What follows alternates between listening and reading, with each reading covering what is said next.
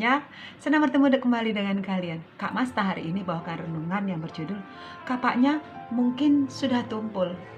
Ada cerita seorang tukang kayu sedang sibuk menebang kayu dengan kapak. Dari pagi sampai petang dia mengayunkan kapaknya. Temannya menegur, "Hei, tidak pernah kulihat kamu mengasah kapakmu. Kapakmu itu sudah tumpul. Mengapa kamu tidak menajamkan kapakmu itu?"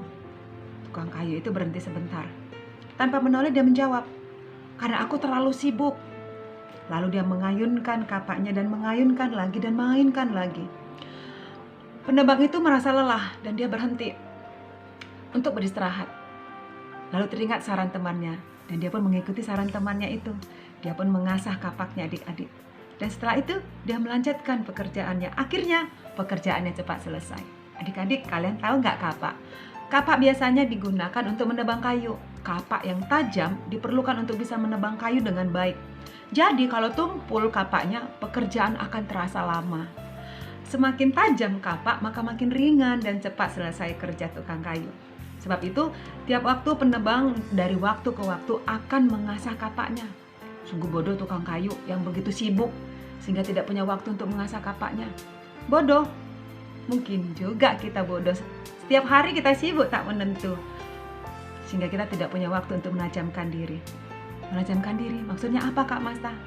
Tiap hari semua sibuk berpraktek sebagai ibu rumah tangga, sebagai kepala rumah tangga, sebagai pegawai, sebagai guru dan sebagainya. Kalian juga anak-anak banyak kesibukannya kan? Sibuk main games, sibuk chatting dengan teman-teman, sibuk menonton televisi, sibuk bermain, sehingga tidak punya waktu untuk berkomunikasi, berbicara dengan Tuhan. Tuhan Yesus di tengah kesibukannya mengajar di berbagai kota, dia selalu menyediakan waktu adik-adik untuk menyendiri dan menyepil lagi, baik pagi, siang maupun malam. Markus 1:35 dituliskan, pagi-pagi benar, waktu hari masih gelap, dia bangun dan pergi keluar. Dia pergi ke tempat sunyi dan berdoa di sana. Di Markus 6 ayat 46 tertulis bahwa setelah Yesus memberi makan 5.000 orang, dia berpisah dari mereka. Dia pergi ke bukit untuk berdoa. Lalu di Lukas 6 ayat 12 tertulis, pada waktu itu pergilah Yesus ke bukit untuk berdoa dan semalam-malaman dia berdoa kepada Allah. Adik-adik, Tuhan Yesus yang kapaknya saja sudah tajam, ternyata masih memberikan waktu untuk mengasah kapaknya. Dia merenung, hatinya dipasang untuk menerima bisikan pengertian.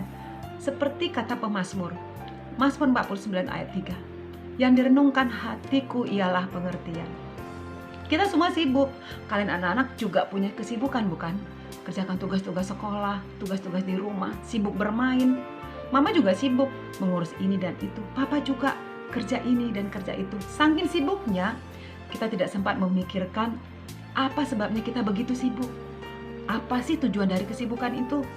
Untuk siapa sebenarnya kita sibuk? Perlukah kita sesibuk itu? Apa yang mau kita raih? Masih adakah kekuatan kita? Dari manakah sumber kekuatan kita? Kita mengayunkan kapak. Mungkin kapak kita sangat bagus, tapi sebagus-bagusnya kapak, dia perlu diasah adik-adik. Mana ada kapak yang tidak pernah diasah? Masakan kita tidak punya waktu untuk mengasah kapak kita? Kapak itu, mungkin kapak kita itu sudah tumpul, bahkan mungkin sudah lama tumpul. Mengasah kapak dengan memberikan waktu bersaat teduh, berdoa dalam keheningan, merenungkan firman Tuhan.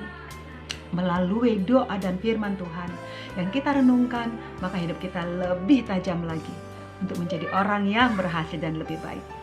Demikian renungan Kak Masta. Kita berdoa. Terima kasih Tuhan Yesus, ajar kami untuk memberi waktu untuk menajamkan hati nurani kami melalui firman-Mu dan berdoa kepadamu. Amin. Yesus berkati. Shalom.